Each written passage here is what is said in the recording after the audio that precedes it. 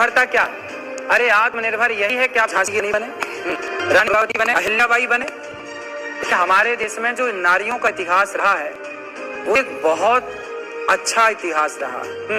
नारियां हमारे यहाँ ना केवल पैसे कमाने तक नहीं, इससे भी आगे जाना है आपको। कहाँ जाना है? सबसे बड़ी जरूरी है नारियों के लिए आत्मरक्षा। आत्मनिर्भर का मतलब ये नहीं कि हमारे पास केवल पैसा हो।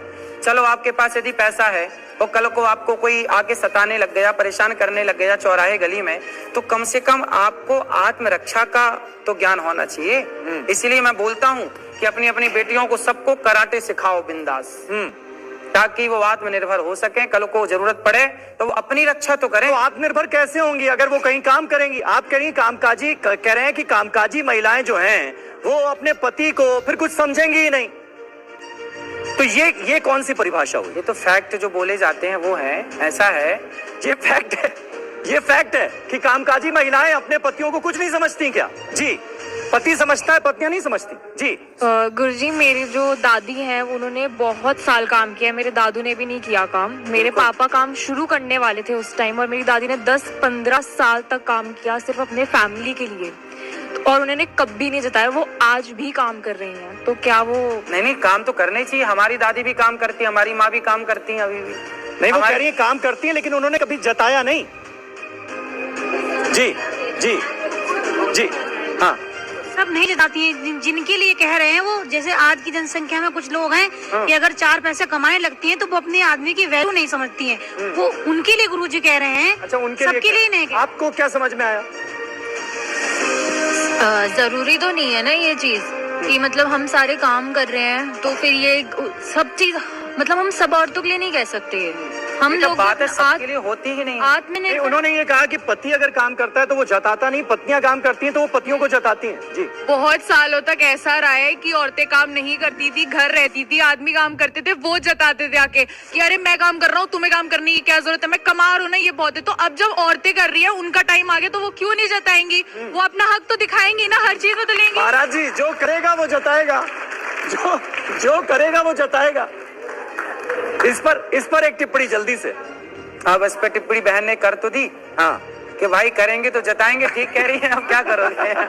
अब भाई जो सही है, जो है, हाँ, समाज में जो दिखता है, हाँ, कि देखो पति पत्नी ना दोनों एक साइकिल के पहिए की तरह होते हैं। यदि पति समझदार है तो पत्नी को भी समझदार होना चाहिए, और पत्नी समझदार है तो पति को बहुत समझदार होना चाहिए। रिश्ते चलते हैं ना सहनशीलता से। पत्नी के अंदर भी सहनशीलता हो और पुरुष के अंदर भी सहनशीलता हो तो रिश्ते बढ़िया चलते हैं। मैं ताना मारूं अपनी पत्नी को या पत्नी मुझे मारे, ऐसे में रिश्ते नहीं चलेंगे। आप ताना मार के देख लेना बेटा, आपके रिश्ते नहीं चल पाएंगे। इसलिए रिश्तों में जैसे ही आओ ना, तो चाहे पुरुष हो चाहे स्त्री हो, 2 बातें सहन करनी पड़ती हैं। यदि पत्थर भी छेनी और हथौड़े की चोट से है ना, तब जाके वो भगवान बनता है। वरना जो पत्थर चोट खा के टूट गया वो कंकड़ बन गया, और जो पत्थर चोट सह गया वो शंकर बन गया। जो सहता है, क्या बात है, वो रहता है। इसलिए रिश्तों में 2 बातें हम पत्नी की सुने, 2 बातें पति की सुने।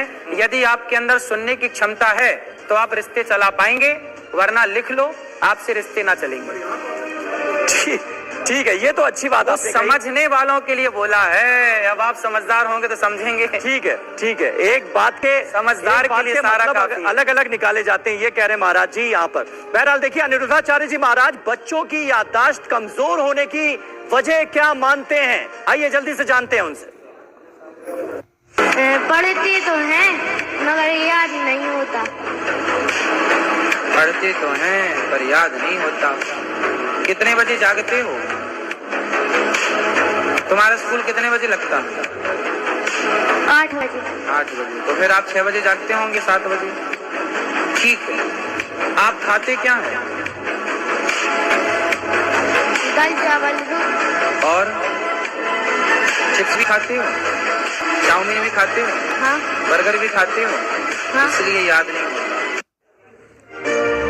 इसीलिए याद नहीं रहता। ये आपने सुना। अब इसी से जुड़ा हमारा अगला सवाल मुकदमे का, जल्दी से वो सवाल आपके सामने लाया जाए। क्या अनिरुद्धाचार्य जी महाराज देसी फूड चेन लॉन्च करने की योजना बना रहे हैं क्या? महाराज ऐसी कोई योजना है तो आज ऐलान कर दीजिए।